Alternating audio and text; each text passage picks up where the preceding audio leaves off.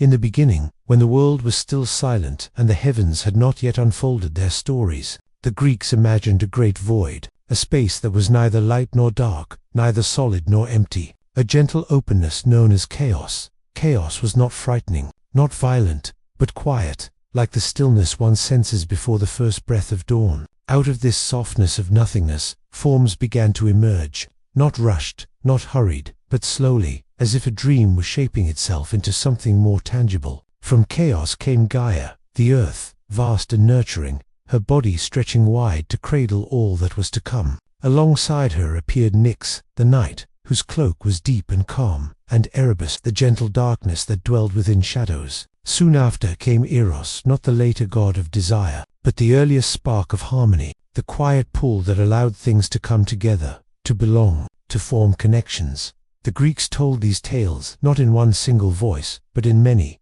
passed along firesides, spoken under starry skies, whispered among temples, and retold in poems that drifted across centuries. What mattered was not the precision of every detail, but the comfort of the rhythm, the way the stories explained the world around them, and gave shape to mysteries that could not be touched. When Gaia stretched herself wide, she bore Uranus, the sky, to cover her and rest upon her. Together, earth and sky became the first great pair, and their union brought forth the first children, the Titans, beings vast and enduring, who carried the weight of ages. The story unfolds slowly, like a river winding through hills, and it tells of how Uranus, though the sky, pressed heavily upon Gaia, and though their children lived, they were confined, hidden deep within their mother's folds. In time, the weight became too much, and Gaia, though eternal and patient, longed for freedom. From her own depths, she formed a blade of flint, sharp yet silent, and she called upon her children. Only one, Cronus, the youngest Titan,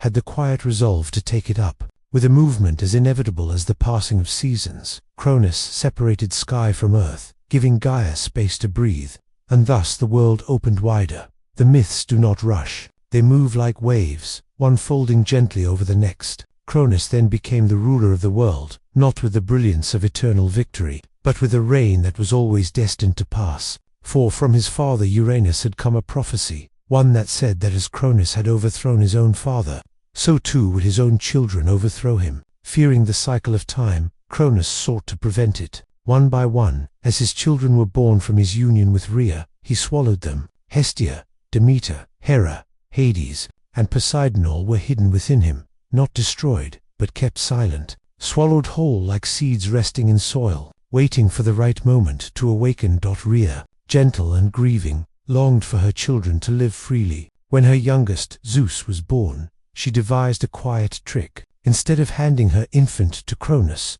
she wrapped a stone in swaddling cloths and placed it into his hands. Cronus, thinking it, the child swallowed it without question. Meanwhile, the infant Zeus was hidden away, raised in secret among nymphs, cradled by goats whose milk sustained him, and guarded in caves where the echoes of his laughter were disguised by the clash of dancing shields. Time passed, as it always does in myth, both swiftly and slowly, until Zeus grew strong enough to challenge his father. When the moment came, Zeus returned, no longer hidden, but ready to free his siblings. He gave Cronus a potion, and from deep within the Titan's body, the children were released, whole and unharmed. Together, they rose against their father, and thus began the great war between the Titans and the new gods, a battle that spanned 10 years, fought not in haste but in waves of effort, echoing across the edges of the world. The Titans, tall and ancient, stood firm, but the Olympians, with their new energy, were joined by others: Hecate, the 100-handed giants,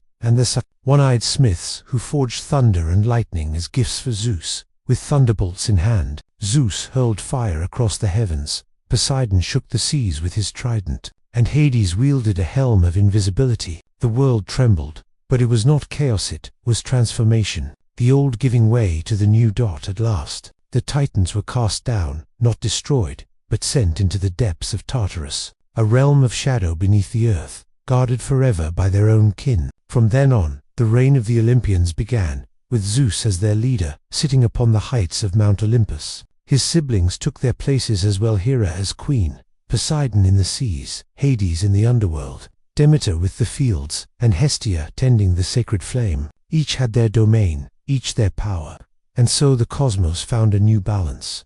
The stories flow gently from one to another, like dreams shifting without pause. For the Greeks, mythology was not one tale but 1,000, each connected, each reflecting the others. They spoke of how Zeus, though king, was not always wise, for he was a god of storms and impulses as much as order and law. They told how Hera, his wife, endured his wandering affections, and how their conflicts shaped the lives of both gods and mortals. They remembered how Poseidon's waves could be calm and soothing, carrying ships across the Aegean, or restless and fierce, shaking the ground itself. Hades, though ruler of shadows, was not cruel, but quiet and inevitable, a reminder of the cycle all beings must face.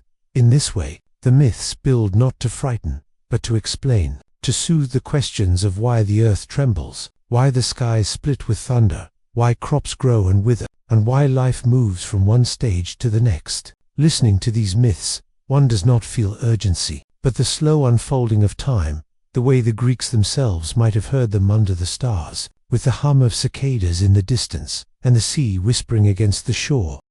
In the soft unfolding of myth, once Zeus and his siblings took their places upon Mount Olympus, the world of the gods began to take on its shape, not in haste, but as though carved slowly by gentle winds over stone. The mountain itself, Olympus, was not simply a place of rock and earth. For the Greeks it was an eternal realm, lifted high above the clouds, where the air was always clear and the light always golden. Here, the gods dwelled in halls of marble and shining stone, their voices echoing like music across the heights. From these peaks they could gaze upon the earth, the seas, and the underworld, watching the lives of mortals and the movements of the stars. Yet though they were divine, the Olympians were not distant. Their tales speak of beings who laughed and quarreled, who loved and deceived, who wandered among humans and shaped the fates of kings and shepherds alike. They were not cold abstractions of power, but living figures, given shape by story, their strengths and flaws mingling as naturally as dawn blends into day. The Greeks told these myths not to create perfection, but to weave familiar patterns into the fabric of the unknown. Zeus, as king, carried the thunderbolt,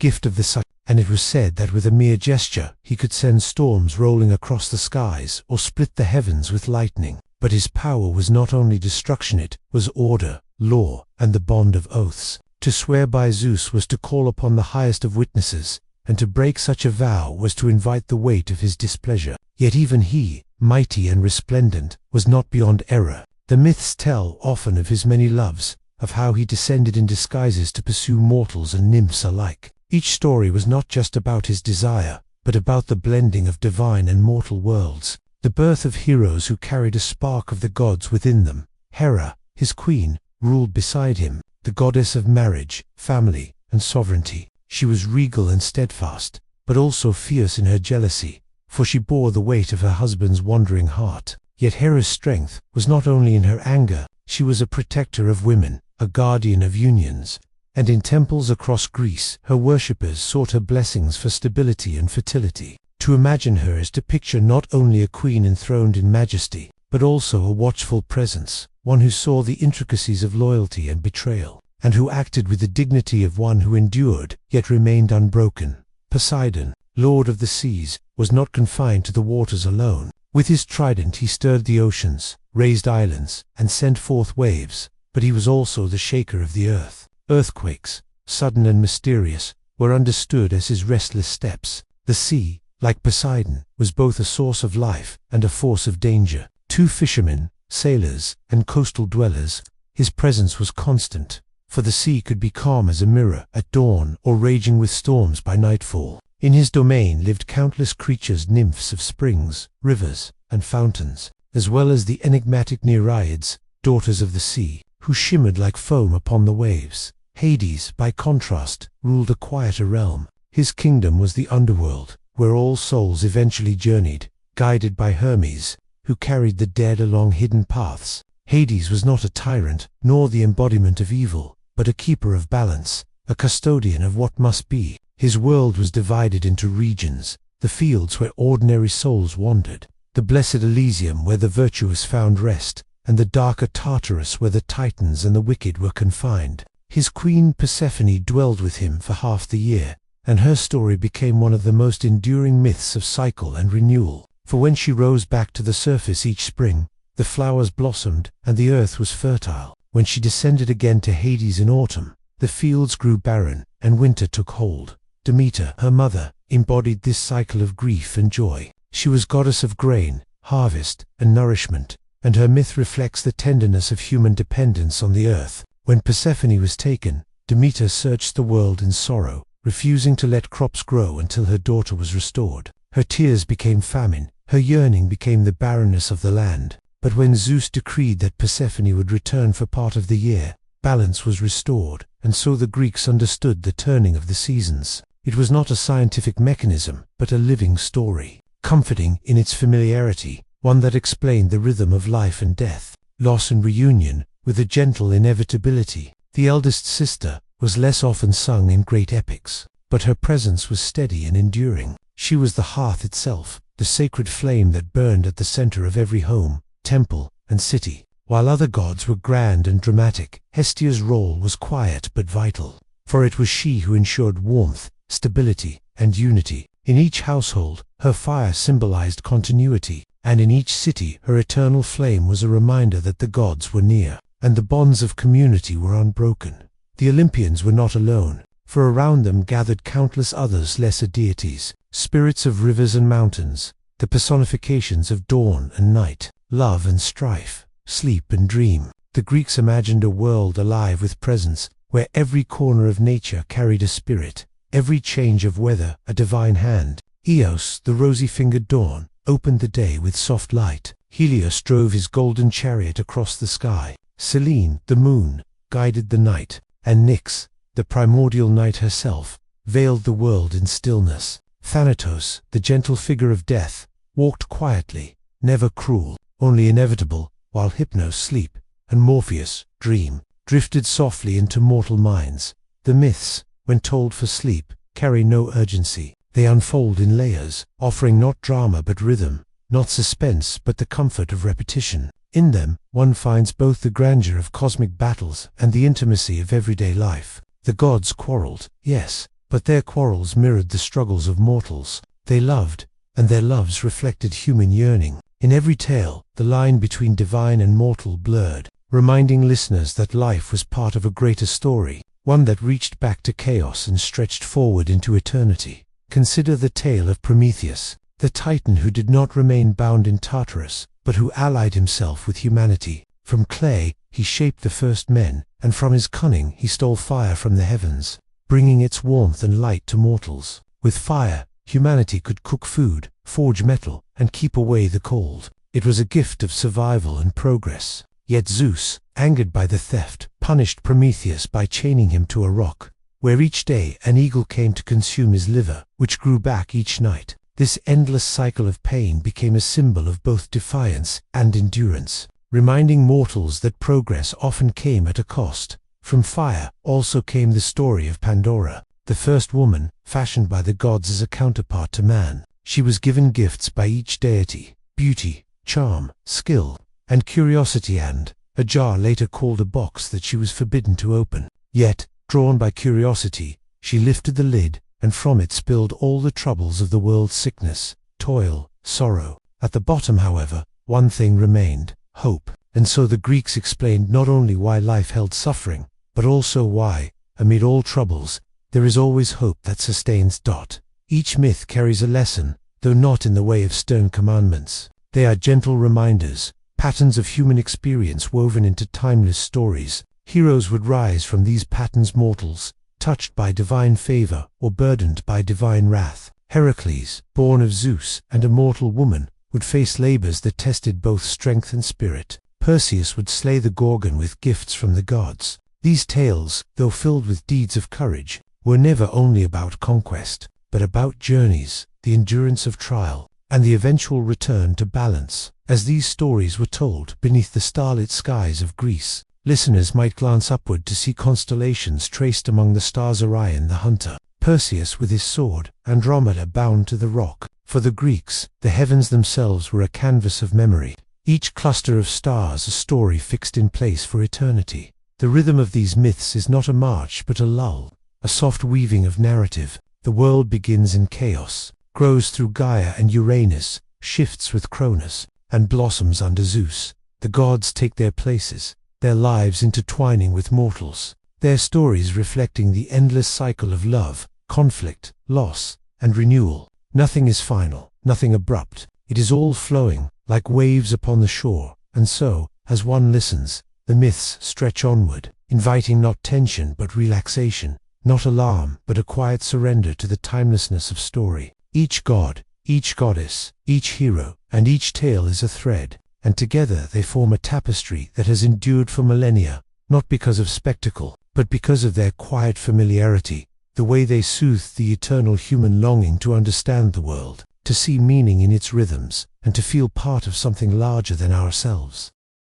As the myths unfurl like a gentle current, flowing from the high peaks of Olympus into the valleys of mortal life, we find ourselves among stories not only of gods, but of the fragile, determined humans who lived under their watchful gaze. For though the gods dwelt in realms of immortality, it was humanity that gave these tales their warmth and purpose. Mortals were the listeners, the dreamers, the ones who gazed upward and wondered how their brief lives fit into the vast expanse of eternity. In the quiet of evening, as lamps burned low and the embers of hearth fires glowed softly, the stories of the first humans would be told. Some said Prometheus had shaped them from clay, molding their bodies with patient hands and breathing into them the spark of life. Others believed they had risen from the very earth itself, children of Gaia, fragile yet enduring. Whatever the origin, one truth was always clear: humanity was deeply bound to the gods, nurtured by them, tested by them, and forever watched. The story of Prometheus echoes here once again, for his defiance was more than a single act of rebellion. It was a symbol of care for mankind. Fire, once brought to humanity, became more than warmth and light. It was knowledge, skill, and creation. Around this fire, people gathered, telling stories like this one, retelling the gift that allowed them to endure. And perhaps it is fitting, as you rest now listening, that the very act of storytelling itself was born from that fire, the gathering of people around its glow, weaving memory into myth. Yet alongside Prometheus's gift came the tale of Pandora, whose jar spilled forth the burdens of life, sickness, hunger, grief, and toil. These were not curses of cruelty, but the shaping of existence. For without hardship, the Greeks believed, there could be no meaning, no growth, no balance. And always, at the bottom of that jar, hidden yet enduring, was hope. It glimmered like a faint light in the shadows, a reminder that even when the world felt heavy, there was always something to hold on to.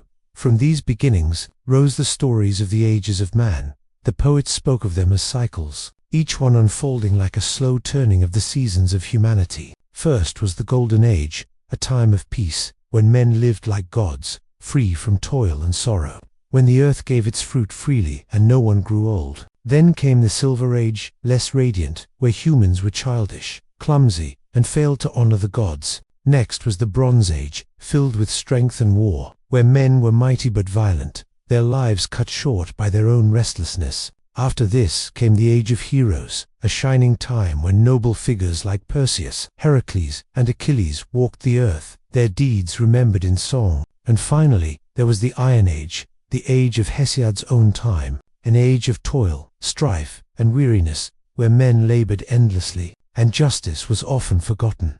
Each of these ages, though distant and mythical, carried a reflection of the human condition. They were a way of telling listeners that life was not random, but part of a greater rhythm. To be born into the Iron Age was not to despair, but to understand that all things pass, and that in each struggle there is meaning. And as you listen now, slowly drifting, the turning of these ages might feel like the gentle ticking of time itself, reassuring in its inevitability. From these ages emerged the figures who bridged the worlds of gods and mortals. The heroes. They were not gods, yet not entirely ordinary either. Many were born of unions between Zeus or other deities and mortal women, carrying within them a spark of divinity. They were destined not for easy lives, but for journeys of trial, where their courage and endurance would inspire generations. Among the first was Perseus, the slayer of Medusa. His story was one of guidance and favor, for the gods themselves aided him. Hermes gave him winged sandals, Athena a polished shield.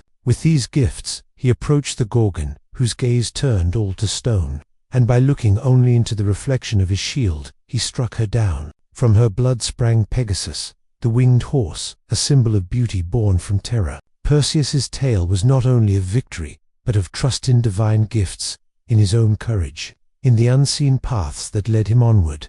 Then came Heracles, perhaps the most enduring of all heroes. Born of Zeus and a mortal woman, he was marked from birth by Hera's jealousy. Yet his life was not one of bitterness, but of endless labor. Each trial a step toward redemption. His 12 labors became a cycle of perseverance, slaying the Nemean lion with its impenetrable hide, capturing the golden hind of Artemis, cleansing the Augean stables in a single day, and descending even into the underworld to bring back Cerberus, the three-headed hound. Each labor, told slowly, was less about conquest and more about endurance. Heracles embodied the human struggle to rise above pain, to transform suffering into strength. Another tale unfolded in the quiet rhythm of Theseus, who journeyed to Crete to face the Minotaur, the Hoffman, half-bull creature hidden in the winding labyrinth. With the help of Ariadne's thread, he traced his way back after slaying the beast. His story carried not only the thrill of victory, but also the lessons of guidance, partnership, and loss. For though Ariadne aided him, she was abandoned, and her sorrow was remembered as part of the story, a reminder that choices, even of heroes, bore consequences. Jason, too, with his Argonauts, set forth on a voyage to claim the Golden Fleece. His ship, the Argo, carried heroes from every corner of Greece, each with their own tale. Together, they faced Harpies, clashing rocks, and the sorceress Medea, whose love and power brought both triumph and tragedy. Their voyage was not only across the seas, but across the boundaries of trust and betrayal, loyalty and loss. Each hero's journey was like a dream unfolding in layers. They faced monsters, but those monsters were never only creatures of fang and claw. They were symbols of fear, of pride, of greed, of sorrow. In overcoming them, the heroes showed that humanity itself had the strength to endure its own struggles. Even Odysseus, whose tale would one day be told in great length, was part of this tapestry. His cleverness, his endless wandering, his yearning for home, these were not distant or strange, but familiar. His trials at sea reflected the journeys of every sailor, every traveler, every dreamer who longed for the shore of home. The heroes, however, were not immortal. Their stories often ended in tragedy, for even those touched by the gods could not escape the human fate of death. Yet their memories lived on, carried by poets, sung at feasts, whispered by parents to children as sleep drew near. In this way, the heroes never truly passed. They remained alive in the stories, woven into the constellations above, eternal in memory. Surrounding these stories were countless smaller myths, gentler and softer, like drifting clouds. There were tales of nymphs who dwelled in rivers and trees, whose laughter filled the forests. There were satyrs, half-man and half-goat, who danced in wild revelry, following Dionysus, the god of wine, joy, and ecstasy. There were quiet stories of Eros, god of love, whose arrows could soften even the hardest heart. And always, there was the rhythm of the seasons, told through the myth of Persephone and Demeter. Each spring her return was celebrated in flowers and fields. Each winter her descent was mourned in quiet reflection. To the Greeks, the cycles of nature were not cold processes, but tender reunions, living narratives that gave each season its character. As these myths were told, night after night, they carried listeners into a space between waking and dreaming. The gods and heroes, the monsters and lovers, all became familiar companions, their voices mingling with the quiet of the world. The stories asked for no conclusion, no finality, only the soft continuation of one tale into the next. Like waves folding over waves, taught in the stillness of such storytelling, one could imagine sitting beneath the olive trees, the stars above flickering like watchful eyes. The air would be warm, carrying the scent of earth and the faint hum of cicadas. And in that moment, the myths would not feel ancient or distant, but alive, as though the gods themselves lingered just beyond the edge of vision, listening alongside the mortals who carried their tales. And so, the myths continued flowing, weaving, soothing, reminding all who listened that life was more than toil, more than sorrow. It was part of a greater story, shared between gods and mortals, earth and sky, dream and waking, a story without end, gentle in its unfolding, eternal in its embrace. And so, the stories drift onward, like the timeless movement of waves upon a shore, carrying with them new voices, new figures, and new tales that weave into the endless fabric of Greek mythology. What began with the birth of the gods with the shaping of earth, sky, and sea, now spreads outward into myths of heroes, of wanderers, of kingdoms that rose and fell beneath the gaze of Olympus. Each story softens into the next, and together they form a long, winding journey, one that invites you to listen, to drift, and to lose yourself in the gentle rhythm of myth. As the Olympian gods settled into their eternal thrones, the world beneath them blossomed with human life. Towns grew into cities, and cities into states, and each state carried its own legends, its own divine protectors, and its own ways of honoring the gods. The people of Greece told these stories not only as entertainment, but as explanations of the world around them, as lessons to teach their children, and as comforting reminders that the struggles of life were part of something much greater and eternal. To hear these myths was to feel a connection with the past, with ancestors long gone, and with a world that seemed alive with presence at every corner, in every stone, tree, and flowing stream. Among the many figures who would step into this mythic stage, the hero Perseus was one of the earliest. His story, told by travelers around firesides and by poets in open squares, carried themes of courage, destiny, and divine aid. Perseus was born the son of Dano, a princess imprisoned in a bronze chamber by her father,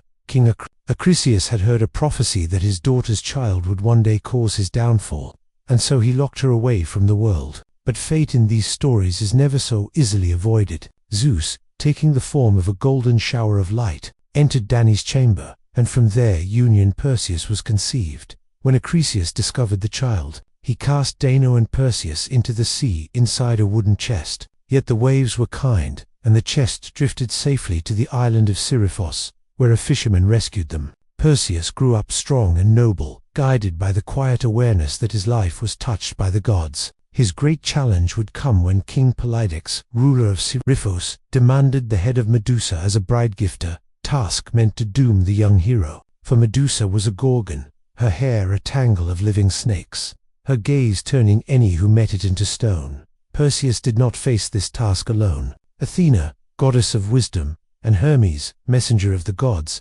came to his aid. They guided him to the nymphs of the north, who gifted him with winged sandals to fly, a polished shield that gleamed like a mirror, a sword sharp enough to pierce stone, and a magical pouch to carry Medusa's head. Carefully, Perseus entered the lair of the Gorgons, where the sisters slept among shadows and stone statues of former victims. Using the shield's reflection, he avoided Medusa's deadly eyes and, with swift precision, struck her down. From her blood sprang Pegasus, the winged horse, who soared into the sky. With Medusa's head secured, Perseus returned to his journey, using its power to turn enemies into stone when needed. On his way, he came upon a scene as timeless as the sea itself. Andromeda, chained to a rock by the shore, offered as sacrifice to a sea monster sent by Poseidon. With quick courage, Perseus used Medusa's head to petrify the beast, saving Andromeda and later taking her as his wife. Their union, blessed with divine favor,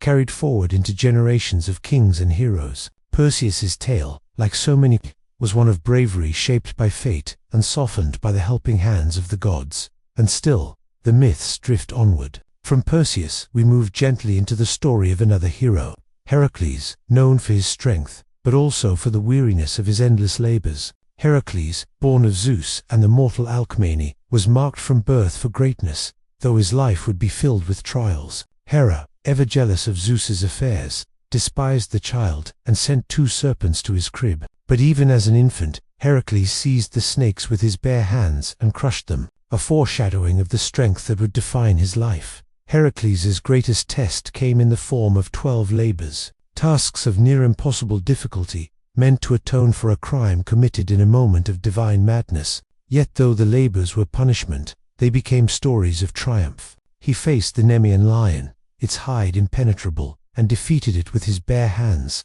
wearing its skin as armor. He battled the Hydra, a serpent with many heads that grew back when cut. With cunning, he seared the stumps with fire, ensuring they would not regrow. He captured the Cyrenian hind, a golden-horned deer sacred to Artemis, and later the wild Erymanthian boar. He cleansed the Augean stables, which housed thousands of cattle, by redirecting rivers to wash away the filth in a single day. Each labor carried its own challenge. The Stymphalian birds with their bronze beaks, the Cretan bull raging across the land, the man-eating mares of Diomedes, the girdle of Hippolyta, the Amazon queen, the cattle of the golden apples of the Hesperides guarded by a dragon, and at last, the capture of Cerberus, the three-headed hound of the underworld. In these tales Heracles embodied endurance and strength, but also the sorrow of being caught between divine destiny and human struggle. The people of Greece saw in him not just a hero, but a reminder of the effort it takes to carry life's burdens with courage.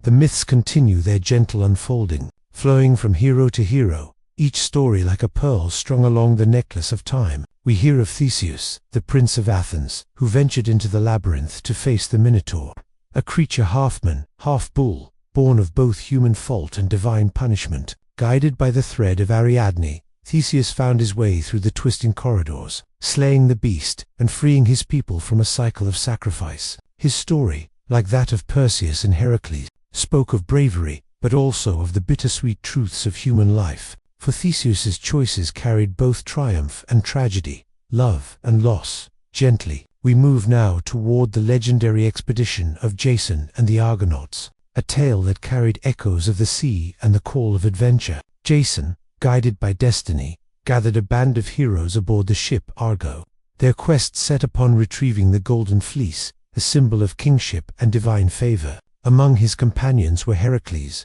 Orpheus with his lyre, and Castor and Pollux, the twin sons of Zeus.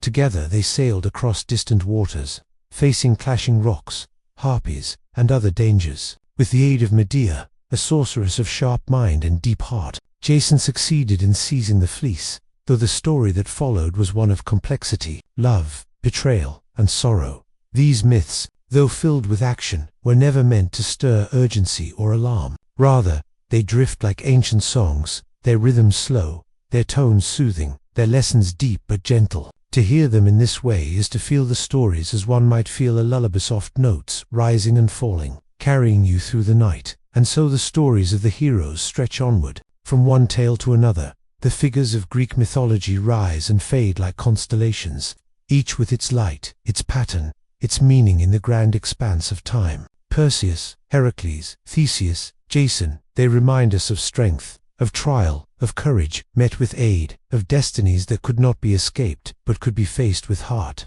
These tales, told and retold, remain with us. Their voices as gentle as the wind through the olive trees, their truths as enduring as the mountains that have stood since long before memory. The flow continues, unbroken, moving toward yet more myths, more figures, more timeless echoes, each story blending into the next like the ceaseless turning of the sea.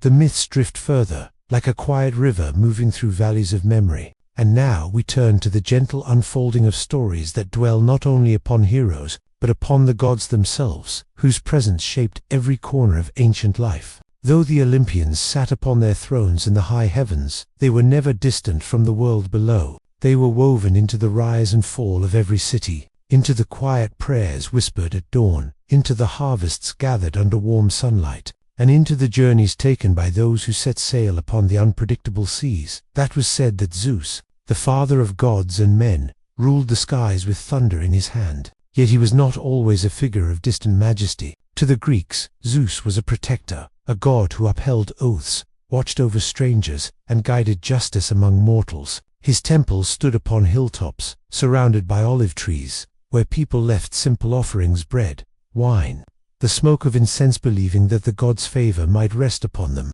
His stories often showed the balance between power and responsibility, for though he was the most mighty, his role was not to command without limit, but to sustain the order of all things beside him. Hera, queen of the gods, reigned with dignity. She was the goddess of marriage and the protector of women, and though many stories remembered her for her jealousies and angers, she was also honored for her guardianship of families and cities. In her shrines, brides would offer prayers for long unions, and mothers sought her blessing for children. Her myths revealed not only her struggles with Zeus's many wanderings of affection, but also her strength in maintaining her place as the eternal queen of Olympus. Athena, daughter of wisdom, emerged from Zeus himself, fully formed and armored, a symbol of thought, strategy, and reason. She was the goddess of Athens, a city named for her after she gifted it the olive tree, symbol of peace and prosperity. Her presence in myths often carried the air of calm guidance. She was there for Perseus,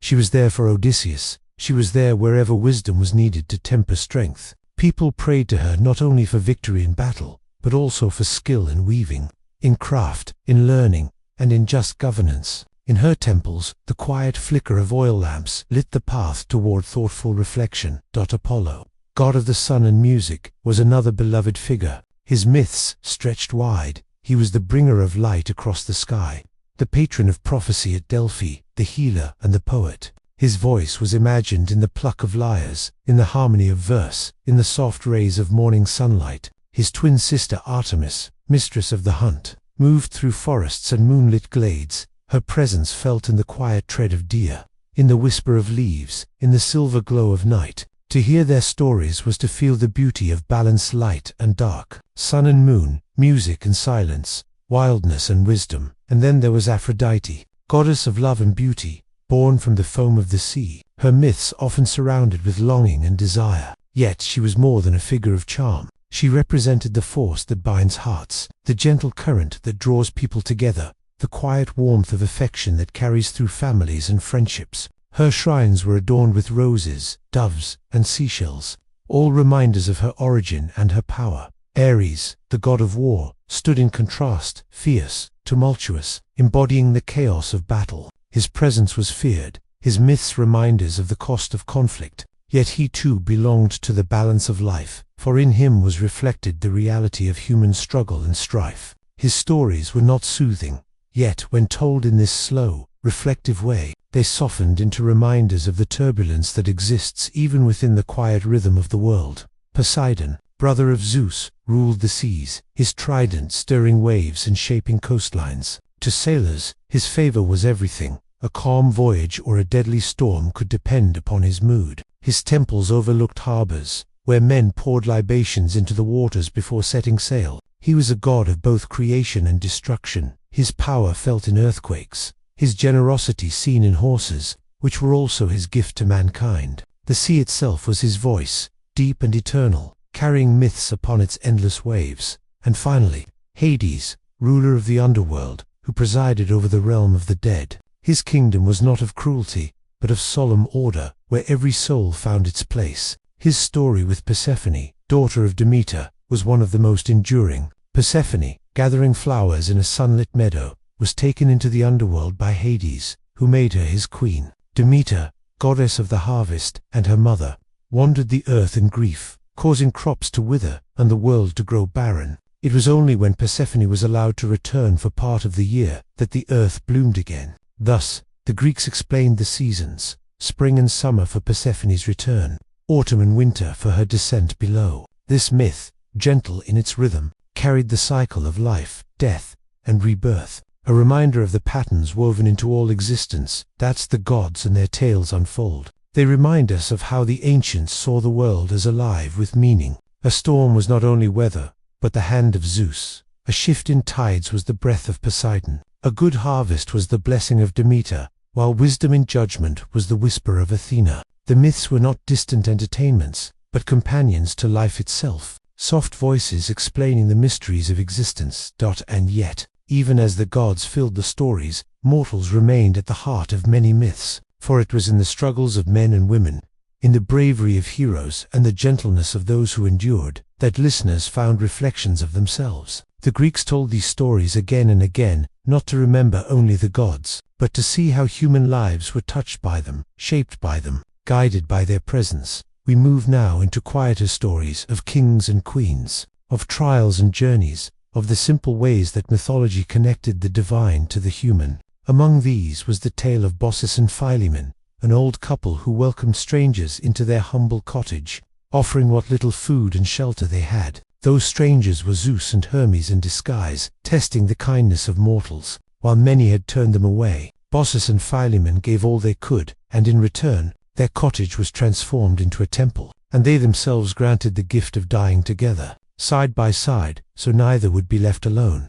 Their story was a gentle one, not of battle or adventure, but of kindness, reminding listeners that the simplest acts carried divine significance. Other tales spoke of tragic beauty, like that of Orpheus and Eurydice. Orpheus, the musician whose songs could charm even stones, lost his beloved Eurydice to death. His grief was so great that he descended into the underworld, playing his lyre with such sorrow and hope that even Hades was moved. The god allowed Eurydice to return, but only if Orpheus did not look back as they left. Yet, overcome by longing, he turned at the final moment, and she slipped away forever. Though sad, the myth spoke gently of love, of longing, of the fragile nature of hope, and of the enduring power of music. These quieter myths, resting between the grand tales of heroes and the powerful deeds of gods, remind us that mythology was not only about greatness, but also about the small truths of the heart. They carry lessons wrapped in softness, like the murmur of a stream or the whisper of leaves. Timeless stories told, not to alarm, but to soothe, to explain, and to gently guide. And so the myths continue, stretching ever onward, linking gods to mortals, mortals to heroes, heroes to eternity, in a chain of stories that feels endless and unbroken. To hear them is to hear the heartbeat of an ancient world, steady and calm, echoing across centuries, drawing us into a rhythm that feels like the steady flow of time itself. The world of myths drifts onward, like gentle waves upon a sea that has no end. And now we find ourselves entering the quiet spaces where gods and mortals cross paths more tenderly, where the lessons of patience, loyalty, and endurance settle in the stillness of memory. The Greeks, through their stories, did not always celebrate only the mighty or the victorious. They gave voice to those who loved deeply, who suffered quietly, and who sought meaning in the cycles of life that embraced both joy and sorrow. We return for a time to the underworld, that place which was neither hellish nor cruel in the Greek imagination, but a solemn and inevitable destination. The realm of Hades was a place of shades, where the souls of mortals drifted after death. Its rivers carried meanings: the Styx, river of oaths; Lethe, river of forgetfulness; Acheron, river of woe; Phlegethon, river of fire; and Cocytus, river of lamentation. Each river was not a terror but a symbol, a reflection of how the ancients thought about what comes after life. To them, the underworld was a mirror,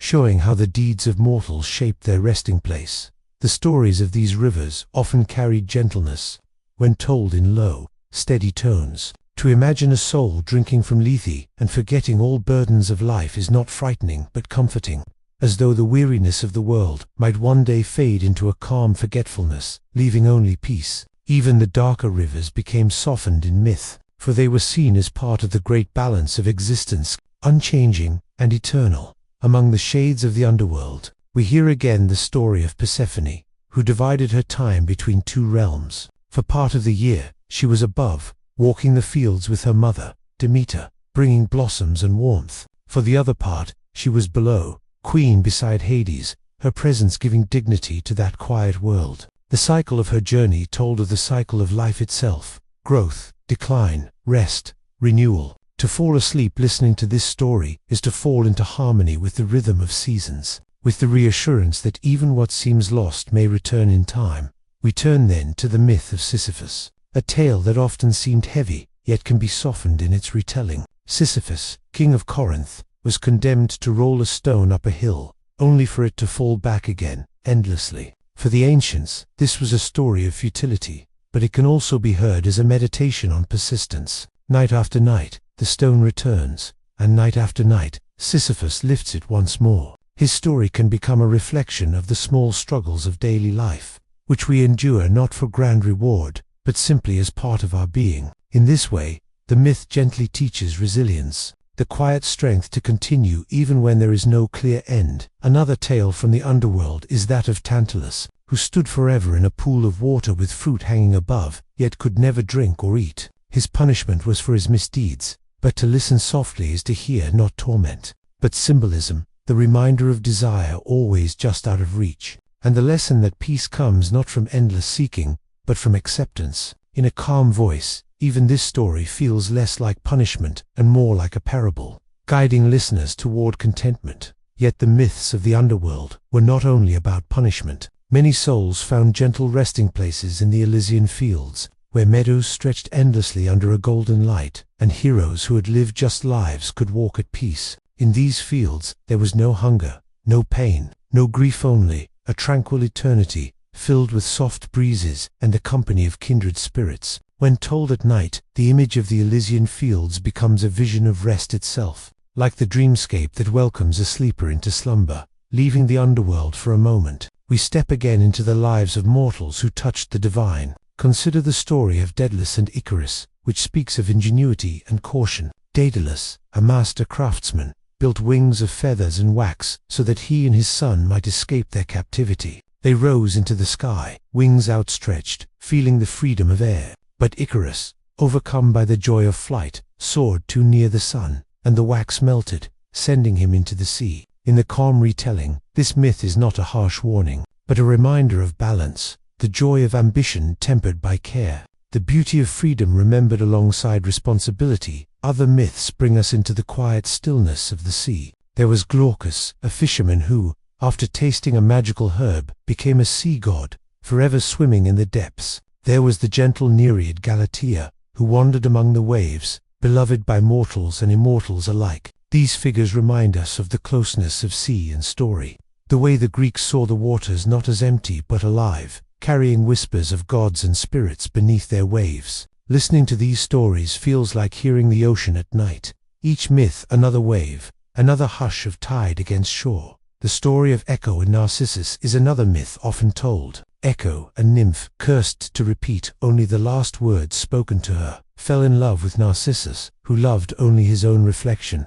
In the calm retelling, the story is not of cruelty, but of longing. Echo's voice lingering like the soft echo of sound in valleys, and Narcissus's reflection shimmering like moonlight on still water. These images rest easily upon the mind, like gentle ripples upon a lake. The myths of lovers and transformations were many, and each carried its own kind of serenity. Daphne, pursued by Apollo, prayed for escape and was transformed into a laurel tree. In that transformation, she found freedom, her roots sinking into earth, her leaves whispering with the wind. The myth becomes not one of loss, but of stillness, of becoming one with nature's eternal rhythm. In this way, the Greeks wove trees, rivers, and stars into their myths, giving all of nature a voice and a place in the grand harmony of the world. Consider also the story of Pygmalion, who carved a statue so beautiful that he fell in love with it, and who prayed until the gods granted life to his creation. This gentle myth speaks of devotion and creativity, of love born from art, and of the ways the divine might respond to human longing. Told slowly, it becomes not a tale of obsession, but of quiet faith in beauty and the transformative power of desire. And so we see how the myths touched every aspect of human life. Love, sorrow, ambition, patience, kindness. Each story was a mirror, reflecting truths softly back to those who listened. They were not all grand adventures or mighty battles. Many were quiet lessons, told in whispers beside the hearth, under the stars, or in the shade of olive trees. To fall asleep to them is to drift not into fear, but into wonder, into the soft understanding that these stories have lingered for thousands of years, because they spoke not only of gods, but of the human heart. The Greeks did not divide sharply between the sacred and the ordinary. To them, the world was alive with presence. Every stone might hold a spirit, every stream might hide a nymph, every tree might carry the voice of a god. Their myths were a way of seeing, a way of walking through life with awareness that all things were connected. Listening to these tales now, we are invited to enter that way of seeing, to imagine the world not as silent and empty, but as filled with whispers, with meanings, with stories waiting to be told. The myths stretch outward, linking mortal hearts to divine forces, weaving lessons into the fabric of time. They teach patience in Sisyphus, kindness in Baucis and Philemon, longing in Orpheus, wisdom in Athena, balance in Persephone, and humility in Icarus. They teach that even in struggle there is beauty, and even in sorrow there is rhythm. To close one's eyes while hearing these myths is to be carried into a dreamlike state, where gods walk beside mortals, where rivers sing softly, and where the boundaries between worlds dissolve into gentle continuity. And thus, the myths go on, quiet and endless, like stars across a night sky. The myths stretch further still, carried gently, as though on a breeze, moving over calm waters. And now we wander into tales of heroes, those figures who stood between gods and men, touched by both mortality and the divine. These stories were not always of conquest or glory. When told slowly, with soft tones, they reveal lessons about endurance, humility, and the ever-present hand of fate guiding each step. Among the most beloved of all heroes was Heracles, known in Roman tales as Hercules. His name evoked strength, yet his myths were as much about perseverance as they were about might. From his earliest days, he was marked by hardship, for Hera, resentful of Zeus's affection for Heracles' mortal mother, placed many trials in his path. Yet in each trial Heracles endured, and so his story became less about conflict and more about resilience. The 12 labors of Heracles formed the framework of his legend. They were tasks so daunting that no ordinary man could hope to complete them. Yet when spoken in quiet cadence, each labor becomes not a tale of violence, but of patience, of step after step through impossible tasks. The slaying of the Nemean lion, whose hide no weapon could pierce, was not simply conquest, it was persistence, the steady determination to overcome what seemed invulnerable. Heracles strangled the lion with his hands, and in its skin he found protection for all his journeys thereafter. The Hydra, with its many heads, was another trial. Each time one head was cut, 2 more would grow in its place. Yet Heracles, with careful thought, and with the help of his nephew Iolaus, burned the stumps so the heads could not return. The story, when softened, becomes a reflection on facing problems that multiply, and the wisdom of finding new methods, of enduring even when challenges seem endless. Other labors carried gentler images when told slowly.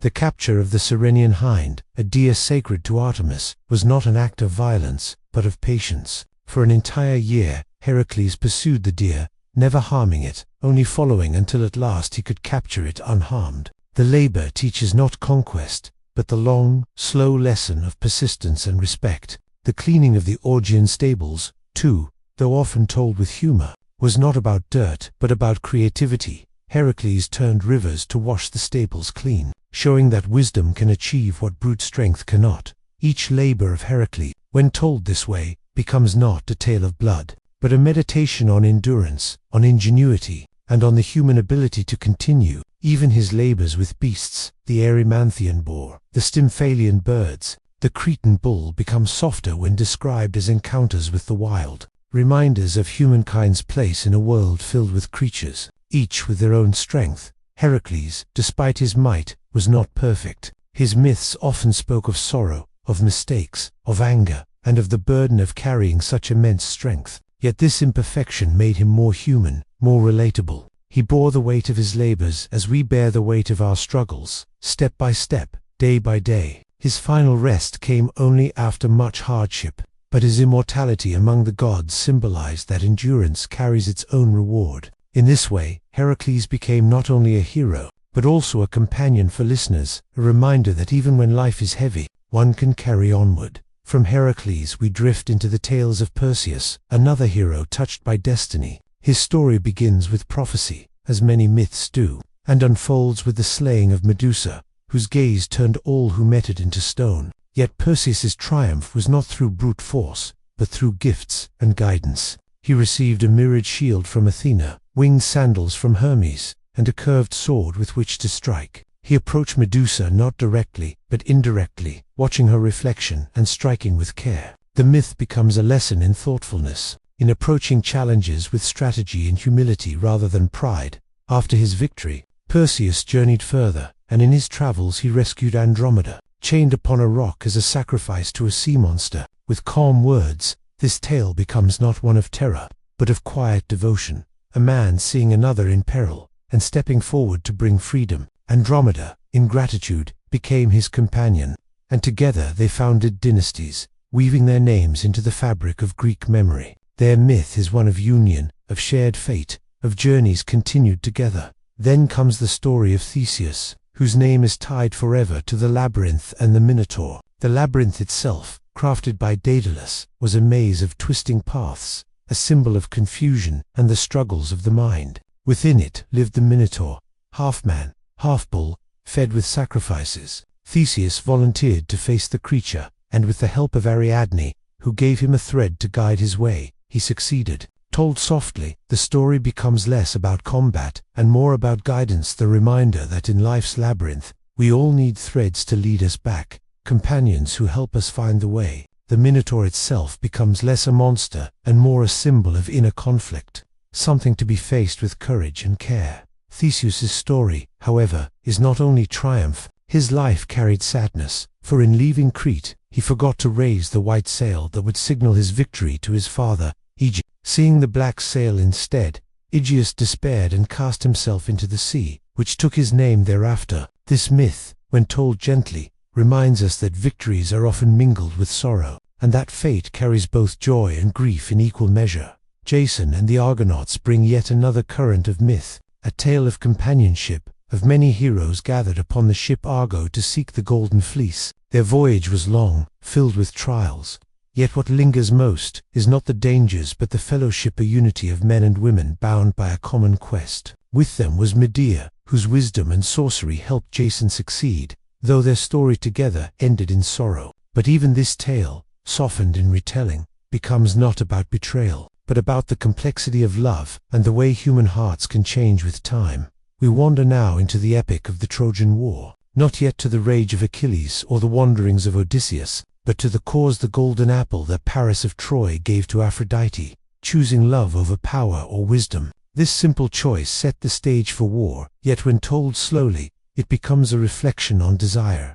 On the way, small actions ripple into history. Helen, whose beauty was said to rival the dawn, became the center of the story, though she was more symbol than person in the myths. The war that followed was long, but within it were countless small stories of friendship, of loyalty, of the bonds between warriors who knew that each day could be their last. The story of Achilles, whose mother dipped him in the river Styx, leaving only his heel vulnerable, is often told with drama. Yet here, it can be softened into meditation, the image of a mother seeking to protect her child, the image of vulnerability hidden within strength. His bond with Patroclus, his grief, his rage, all speak not only of war, but of love and loss. In the stillness of night, Achilles becomes not a figure of wrath, but a reminder that even the strongest carry within them a place of sorrow. The Trojan War also brings us Hector, noble defender of Troy, who fought not for conquest but for family and city. His farewell to his wife Andromache and his infant son Astyanax is one of the most tender moments in all myth,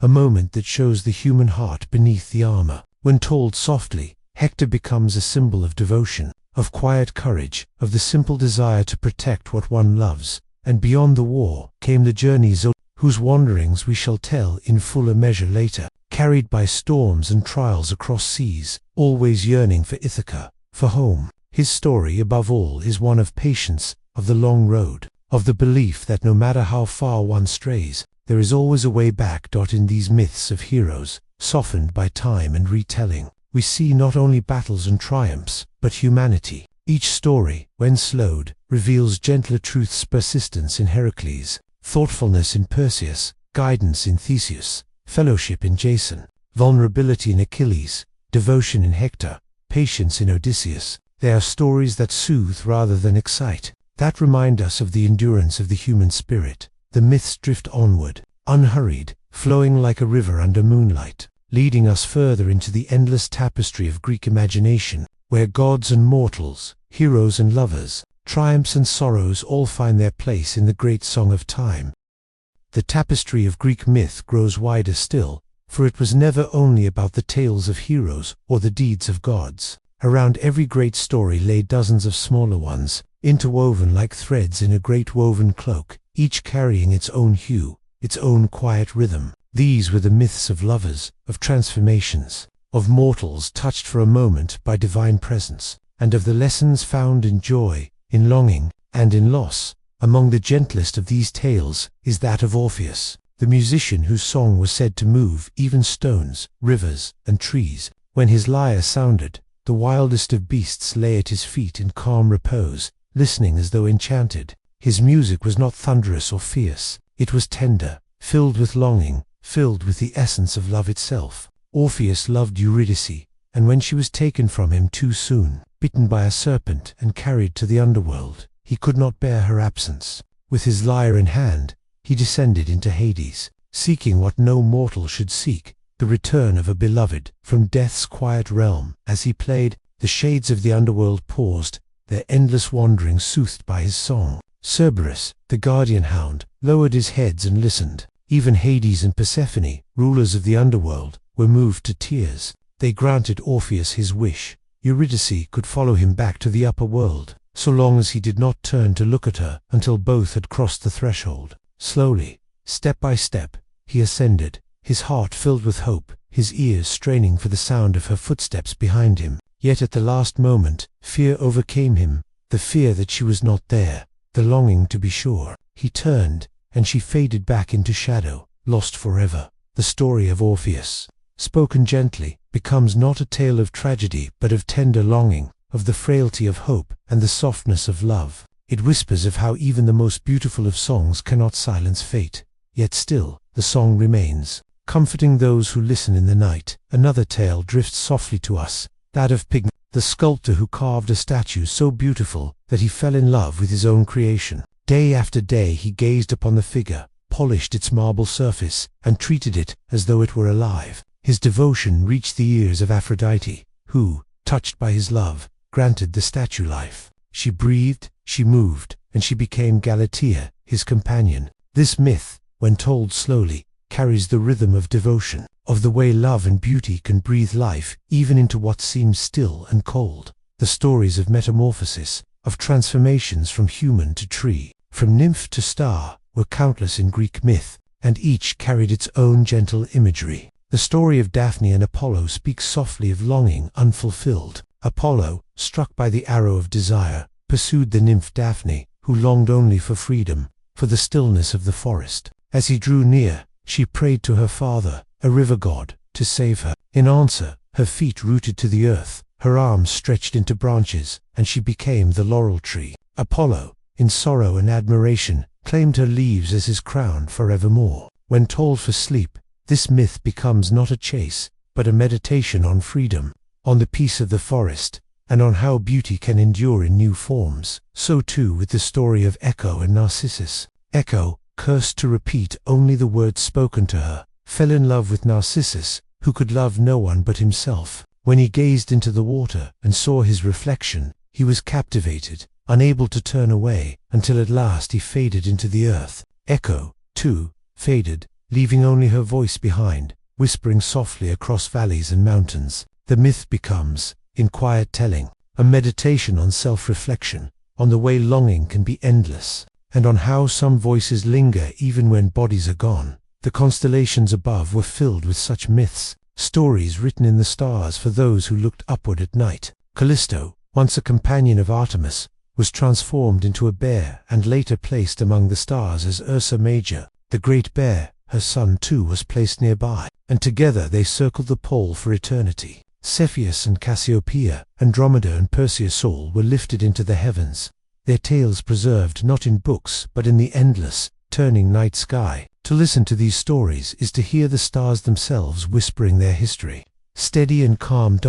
We turn now to the myths of lovers whose names linger still. Hero and Leander were separated by the waters of the Hellespont. Each night, Leander swam across the strait, guided by the lamp Hero lit in her tower. But one stormy night, the lamp was extinguished, and he was lost to the sea. Hero, in sorrow, cast herself after him. Though their story is one of sadness, when told softly, it becomes a tale of devotion, of constancy, of love that braved even the dark waters. There is also the story of Psyche and Eros, one of the gentlest and most beloved myths. Psyche was so beautiful that even Aphrodite grew envious. The goddess sent her son Eros to make Psyche fall in love with something unworthy. Yet when he looked upon her, he fell in love himself. For a time, Psyche lived with him without knowing who he truly was, seeing him only at night, when darkness concealed his form. Urged by her sisters, she lit a lamp to behold him, and a drop of oil fell, waking him. He fled, and Psyche was left to wander,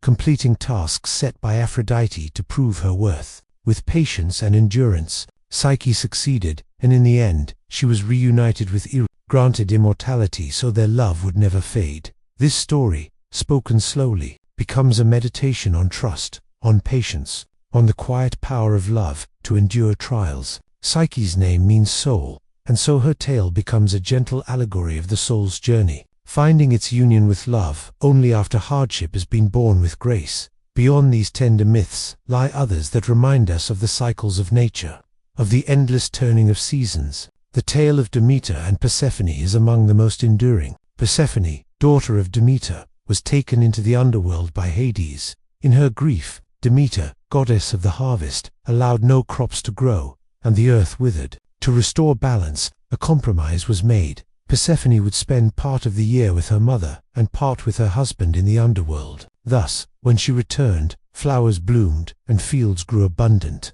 And when she departed, winter fell. This myth, told softly, becomes not a story of loss but of cycles, of the rhythm of life and death, of presence and absence, of growth and rest. It is the turning of the seasons, the reminder that after every winter, spring will come, and that absence is not forever.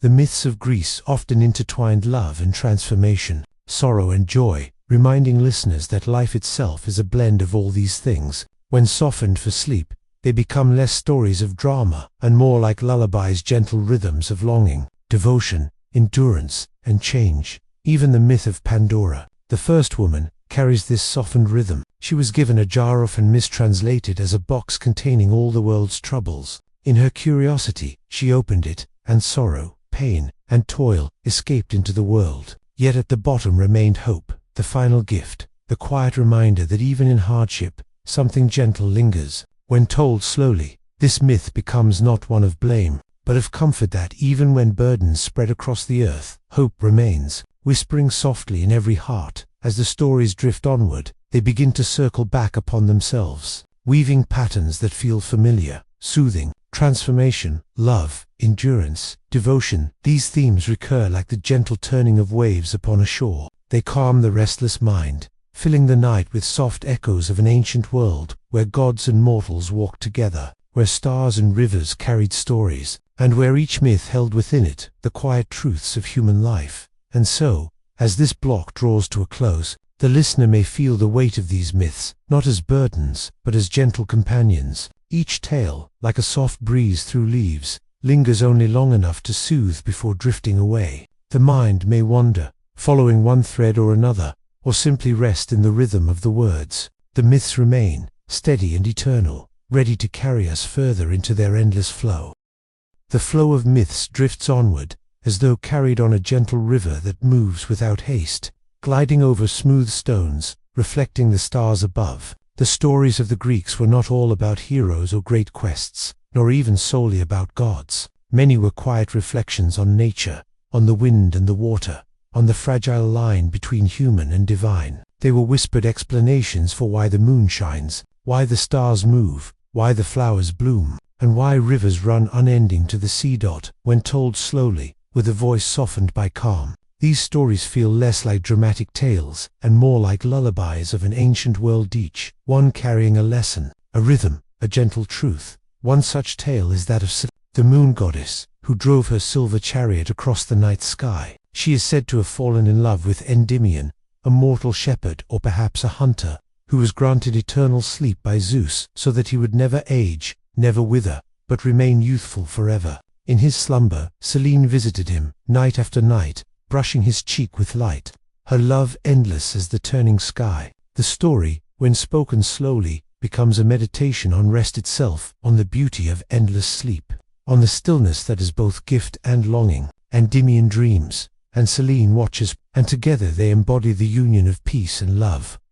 Another gentle myth is that of Hyacinthus, a youth loved by Apollo. They played together, threw the discus across fields, and laughed in the golden sun. But one day, as the discus flew, the wind carried it astray, striking Hyacinth. From his blood sprang the hyacinth flower, its petals marked with the letters of mourning. Apollo, in his grief, granted the flower eternal beauty, so that memory of his beloved would remain. Spoken softly, the myth becomes less about loss and more about transformation, that beauty can rise from sorrow, and that nature itself holds remembrance within it. The myths of flowers were many, for the Greeks often explained blossoms and plants through stories of love and change. Narcissus became the narcissus flower, bent over waters still. Crocus was transformed into the crocus bloom, delicate and golden. The anemone was born from the tears of Aphrodite, as she wept for Adonis, her mortal lover, slain too soon. These stories, gentle as petals drifting in the breeze,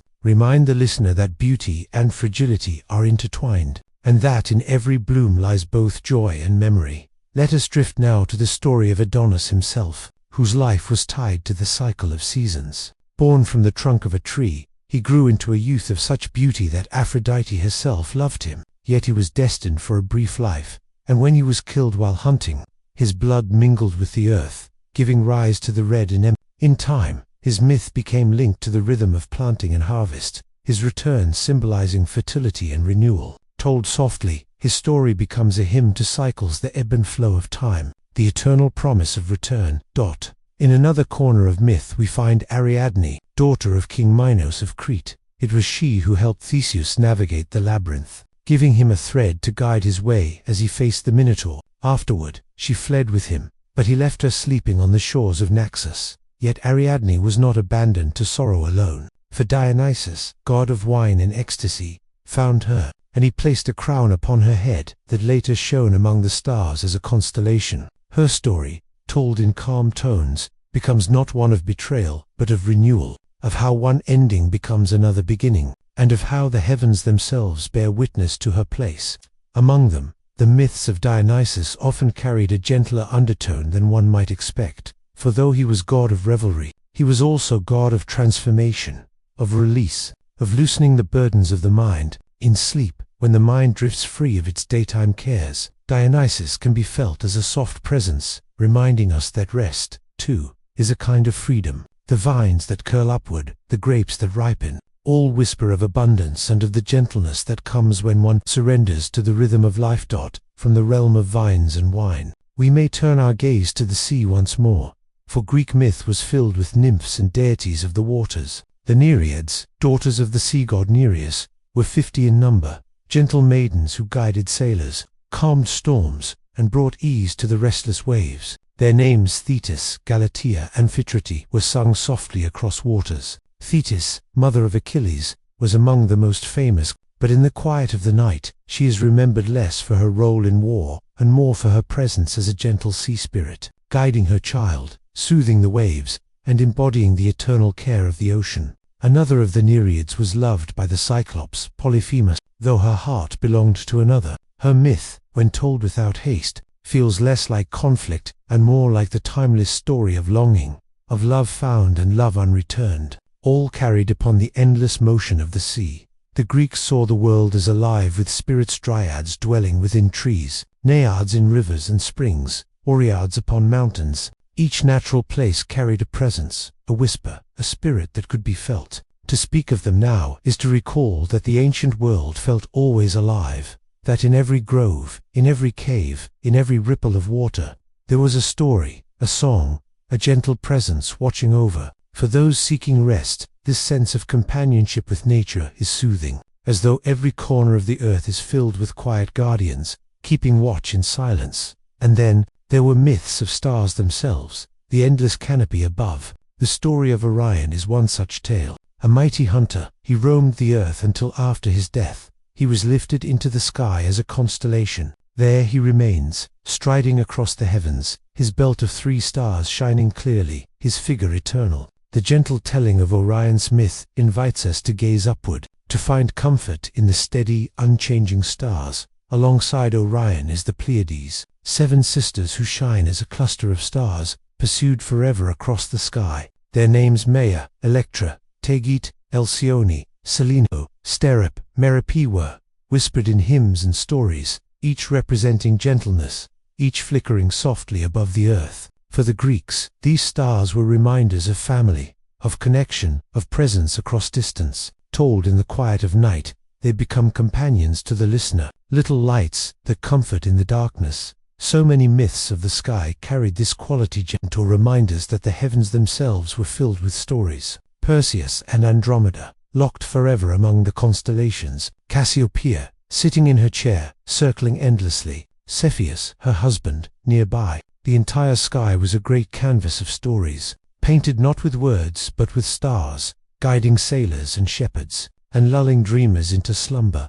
Another myth, softer still, is that of Alpheus and Arethusa. Alpheus was a river god who loved the nymph, Arethusa. Fleeing his pursuit, she prayed to Artemis for aid, and the goddess transformed her into a spring of water, flowing freely. Yet Alpheus too was changed into a river, and so beneath the sea their waters mingled, meeting again in secret. When told for sleep, this story becomes a meditation on unity, on how waters flow together, even when separated by great distances, and on how love finds its way, quiet and persistent. The Greeks also whispered tales of harmony between mortals and gods, small moments where kindness was rewarded. The story of Baucis and Philemon is one such gentle myth. An elderly couple, poor but hospitable, welcomed Zeus and Hermes into their humble home, not knowing they were gods in disguise. They shared what little they had with warmth and grace. In return, the gods spared them when a flood swept the land and granted them a wish.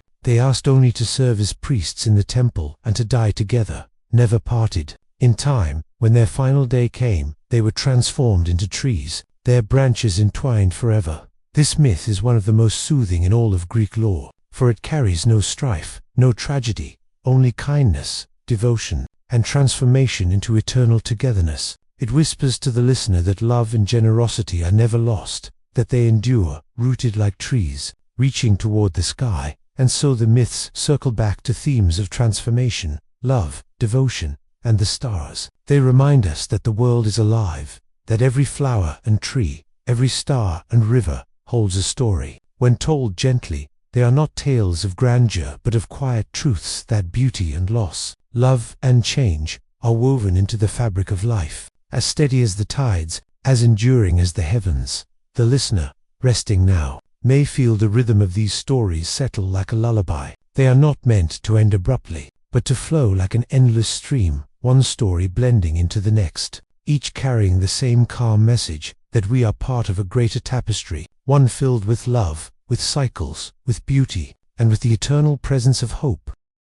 The stories of the Greek world continue to stretch before us, like a scroll unrolling in the soft light of a fading candle. Each tale seems to drift gently from another, like ripples across a calm sea, where the memory of old voices mingles with the wind. In this part of our long journey, the focus shifts toward the heroes of Greece, those figures who were half human and half divine, beings who carried both mortal fragility and immortal strength. They walked the fine line between myth and man, between the whispers of gods and the struggles of everyday earthbound lives. When people long ago told these tales, they did so not with thunderous tones but in the hush of evening, around small fires or in the cool courtyards of their homes. Parents and elders told the children stories of Perseus and Heracles, of Theseus and Jason, of heroes who ventured into danger, but whose tales could be softened by the gentle rhythm of storytelling. Even in these old myths, where monsters lurked and trials were faced, there was also something soothing, the sense that courage was always present,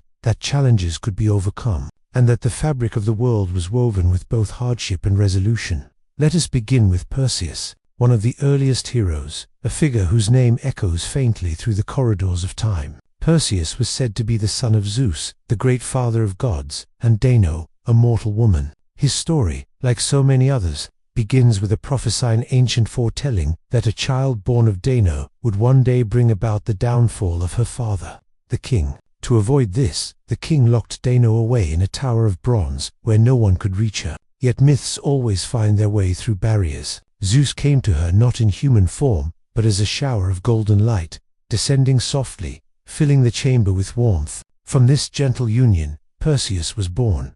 The tale unfolds slowly, like a dream that does not rush to reveal its end. Dano and her infant child were set adrift upon the sea, placed into a wooden chest, and carried by the waves. Imagine that moment, the rocking of the waters, the quiet creak of the chest's sides, the night sky stretched endlessly above them. It was frightening, perhaps, yet at the same time strangely soothing, a rhythm of waves, a lullaby sung by the ocean itself. They drifted until they reached an island, where they were taken in by kind hands, and Perseus began to grow into his destiny. The most famous part of Perseus's story is his encounter with the Gorgon Medusa. Medusa was said to be a creature with snakes for hair and eyes, so terrible that any who gazed upon them were turned to stone. The king who ruled Perseus's island, desiring to rid himself of the young hero, demanded that Perseus bring back Medusa's head. It was an impossible task for a mortal alone. But here, as in so many Greek stories, the gods intervened with quiet guidance. Athena, goddess of wisdom, lent Perseus a polished shield that gleamed like a mirror. Hermes, swift messenger of the gods, gave him a curved sword, sharp but elegant, light in his hand. Nymphs brought him winged sandals to carry him through the air. and a special pouch to hold Medusa's head once the deed was done. With these gifts, Perseus set out, not rushing but stepping carefully, as though moving deeper into a dream. When he reached the lair of the Gorgons, he did not stare directly at Medusa. Instead, he watched her reflection in the shield Athena had given him.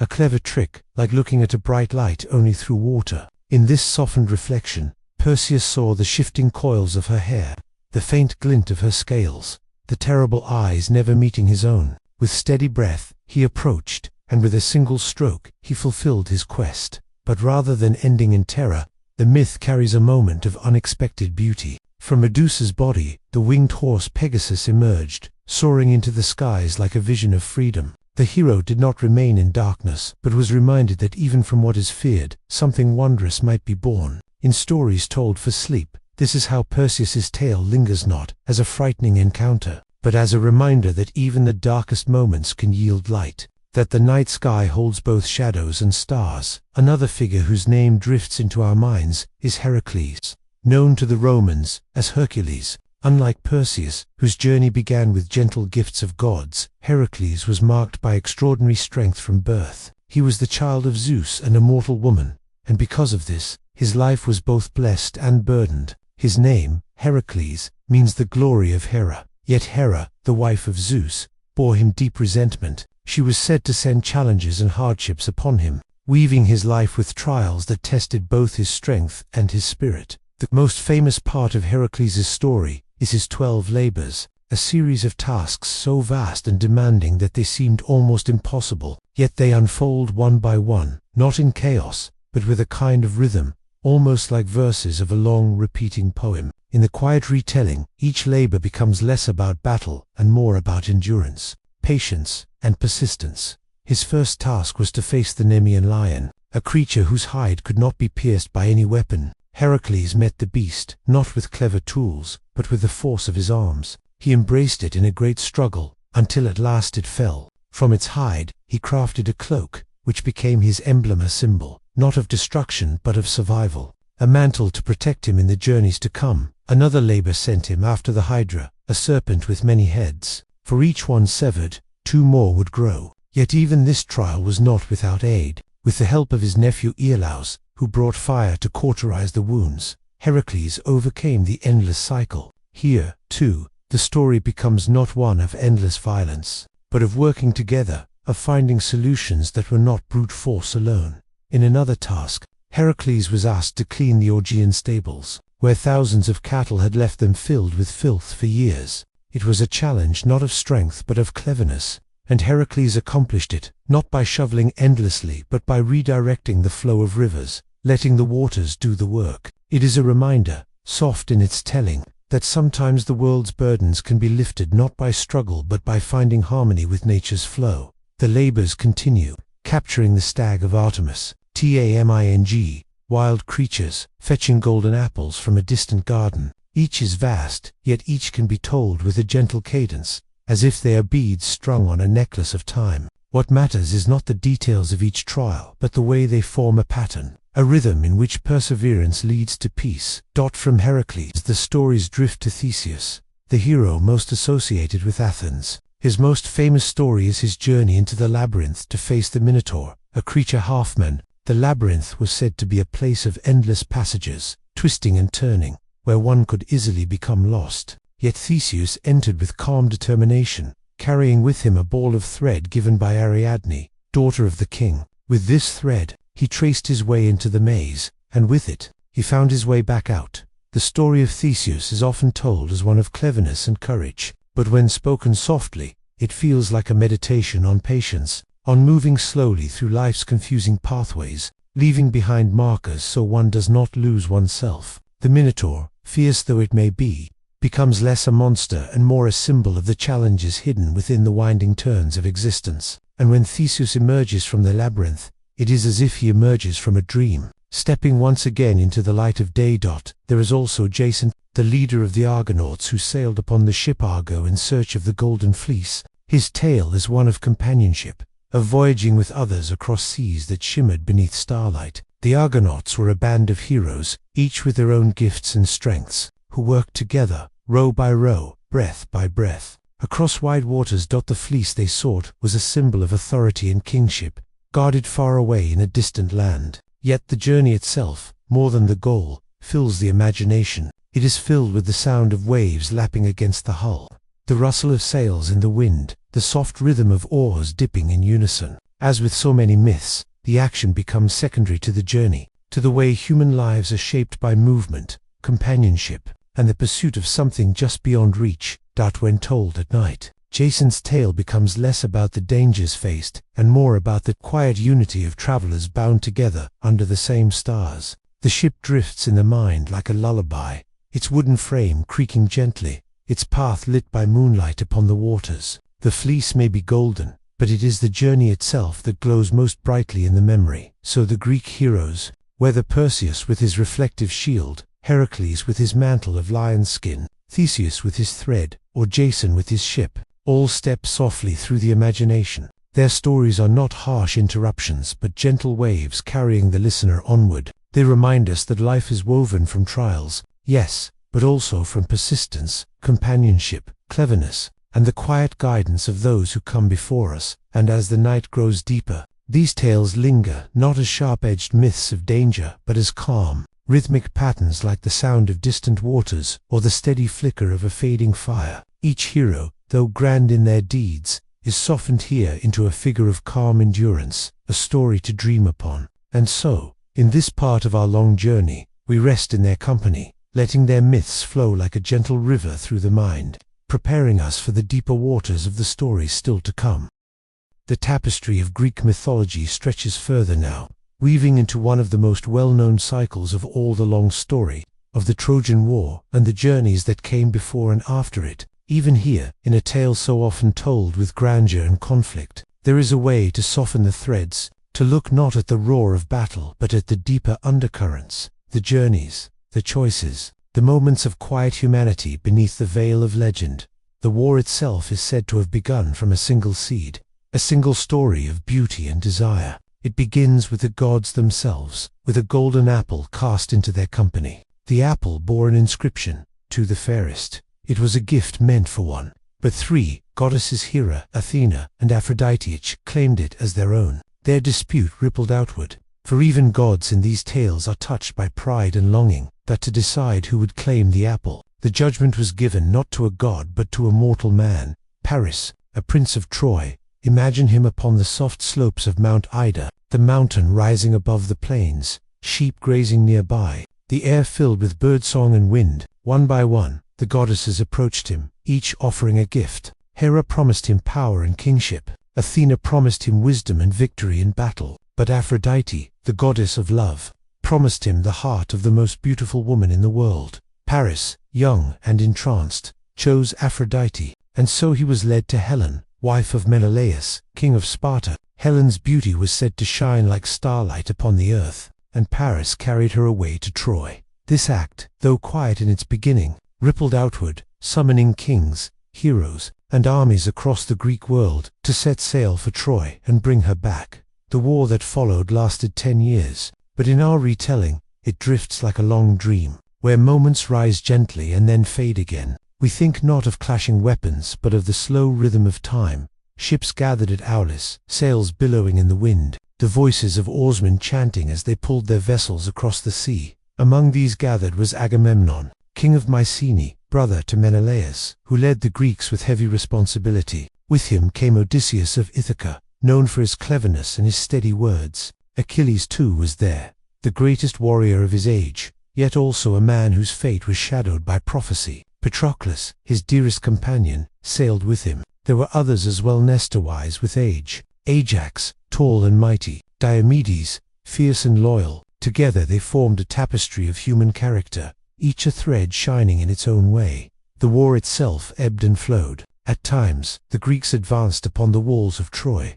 At times, the Trojans pushed them back. But when spoken softly, these battles lose their violence and become instead the backdrop for stories of endurance, of waiting, of lives lived in the long pause of a decade of war. Imagine the campfires burning at night upon the shore, the smoke rising quietly into the air, the voices of men sharing stories of their homes, their families, their dreams of peace. The Iliad. the ancient poem that tells of the war, does not cover all 10 years, but only a small portion, focusing on the wrath of Achilles. Yet, in a soothing telling, even his anger is softened, becoming not a cry of fury, but a reminder of human feeling, of grief, of the deep currents of love and loss that flow beneath all human lives. For when Patroclus fell in battle, Achilles' sorrow became the heart of the tale, a grief so deep it moved even the gods. And so the story of the war becomes less about destruction and more about the fragility of love, the way bonds can hold us, even in the darkest places. The end of the war comes not through endless fighting but through cleverness. Through the mind of Odysseus, unable to breach the high walls of Troy, the Greeks built a great wooden horse, hollow inside, and left it as a seeming gift. The Trojans, believing the war had ended, brought it within their gates. Yet within it, warriors lay hidden, who emerged at night to open the gates to their companions. And so Troy fell, not with the thunder of battle but with the quiet turning of a plan. Yet the fall of Troy was not the end of the story, only a beginning of other journeys. For Odysseus, the clever king of Ithaca, the war's end began his long wandering homeward, a journey that would take 10 years more. His tale, told in the Odyssey, is perhaps the most dreamlike of all Greek myths, a voyage through seas and islands, through strange lands and soft enchantments. Picture Odysseus setting sail from Troy. The sea stretches before him, endless and shimmering. The air carries both salt and promise, but the journey is not simple. He drifts from shore to shore, from one challenge to another, and in each there is a quiet beauty. He comes to the land of the lotus eaters, where the inhabitants live upon the sweet fruit of the lotus plant. Whoever eats it forgets all else, longing only to stay, to rest, to dream forever. His men tasted it, and they wished never to leave. But Odysseus, with gentle insistence, drew them back to their ships, reminding them of home, of their wives and children, of Ithaca waiting far away. He encounters the Cyclops, Polyphemus, a giant with a single eye. Yet even here, in the telling for sleep, the story becomes not a harsh confrontation, but a meditation on cleverness. Odysseus called himself nobody when asked his name, and when he and his men escaped beneath the bellies of sheep, Polyphemus cried out that nobody had harmed him. It is a story of wit more than violence, of soft thought overcoming brute strength. Odysseus sails onward and meets Circe, the enchantress who turned men into animals. Yet Circe, too, becomes less a figure of fear and more a reminder of the enchantments of the natural world. She offers rest, a pause in the long journey. Odysseus remains with her for a year, his men cared for, his heart soothed. In this telling, Circe is not a danger but a gentle presence, a figure who allows the weary travelers a season of peace. He travels to the land of the dead, where shadows drift like leaves in twilight. There, Odysseus hears the voices of those long gone, his mother, who speaks to him with tender sorrow, and old heroes whose tales had ended. It is not frightening but reflective, a moment where the past and present touch, and where the thin veil between life and death feels like a quiet mist. There are the sirens, whose voices sang so sweetly that sailors forgot all else and dashed their ships upon the rocks. Odysseus wished to hear them, but not to be lost to them, so he filled the ears of his men with wax and bound himself to the mast of his ship. Their voices rose like a haunting melody, yet Odysseus passed safely through, hearing but not succumbing. And so it becomes a lesson in balancing, listening to the call of beauty without surrendering entirely to it. More trials followed. The twin dangers of Scylla and Charybdis. One, a creature who waited in the rocks to snatch sailors. The other, a whirlpool that threatened to swallow ships whole. Passing between them, Odysseus learned that sometimes life's path is narrow, requiring calm, steering, and acceptance that not all can be controlled. And so his journey continued, long and winding, filled with both hardship and moments of unexpected kindness. At last, after 10 years of wandering, Odysseus returned to Ithaca. His home was not the same. Suitors filled his halls, seeking the hand of his wife Penelope. Yet Penelope, steadfast and clever, had waited. She delayed them by weaving a shroud by day and unweaving it by night, holding out with patience and quiet strength. At last, Odysseus revealed himself, not with grand fanfare, but in the quiet recognition of those who had waited for him. Penelope, testing him gently, asked of their marriage bed carved from the living trunk of a tree, unmoved and immovable. When Odysseus answered, knowing its secret, she knew at last it was him, and so they were reunited, not in clamor, but in the soft enduring bond of love. Thus,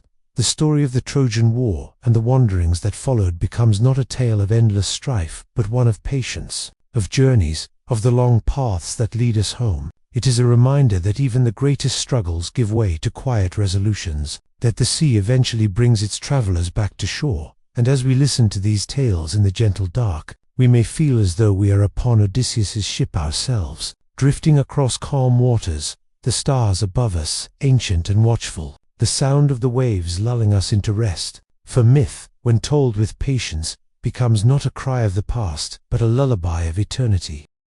The long journey through the myths of Greece draws toward its close, yet the stories themselves linger, like constellations that continue to shine even after the sun has risen. We have walked gently among gods and goddesses, among mortals whose names became legends, and among heroes who wandered across seas and through time. Each story has been a thread, and together they have formed a vast, luminous tapestry, a picture of how ancient people saw their world, their place in it, and the mysteries beyond it.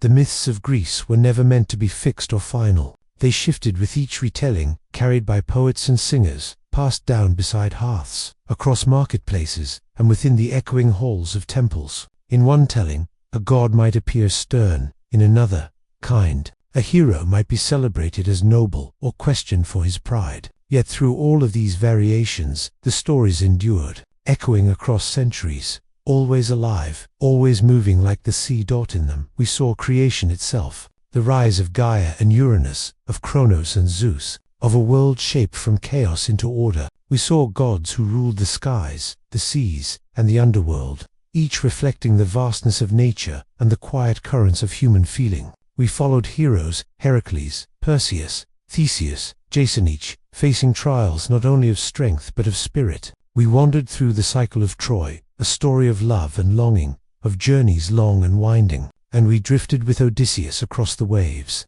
through lands both strange and gentle, until at last he found his way home.